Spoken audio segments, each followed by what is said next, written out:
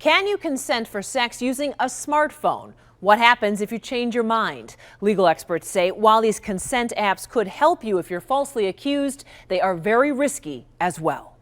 I find it personally quite disgusting. Adrienne Sturgill says she recently became aware of a form circulating on a college campus that has her upset. I don't think that we should be teaching boys how not to get caught.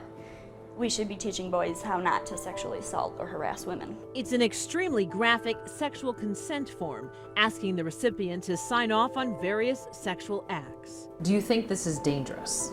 I do think it's dangerous. I think it's going to make women less likely to come forward if they do decide to withdraw their consent at any time. This written permission slip of sorts isn't the only attempt some have made at getting sexual consent in writing. Anybody is allowed to withdraw consent at any time. Consent concerns and sexual harassment issues have made headlines for years, but especially in the Me Too era.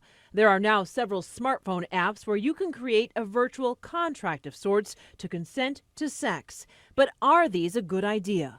And what happens if a criminal case ensues after a sexual encounter? So there are a lot of privacy concerns here. University of Michigan law professor J.J. Prescott teaches criminal law, including cases that involve rape and sexual assault. In order to use one of these apps, you have to reveal something that could be really unpleasant for you later on if it comes up in court. Prescott says consent apps or forms could prompt someone to think they have permission to cross the line. If you actually consent over one of these apps to some sort of sexual activity, you ought to be concerned that now the person that you're engaged in this activity with might be comfortable going a little bit beyond that. But Prescott says the apps can help someone who becomes falsely accused of assault. It's really about producing evidence and framing the interaction between the parties and having some hard actual data that the parties can point to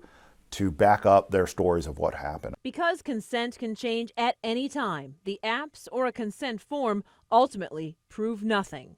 Consent must be voluntary and knowing. So if you're drinking, you may not be able to truly give consent in an app or otherwise. It's just not a solution. The solution is teaching people how to respect others and how to maintain that level of verbal consent throughout the whole process.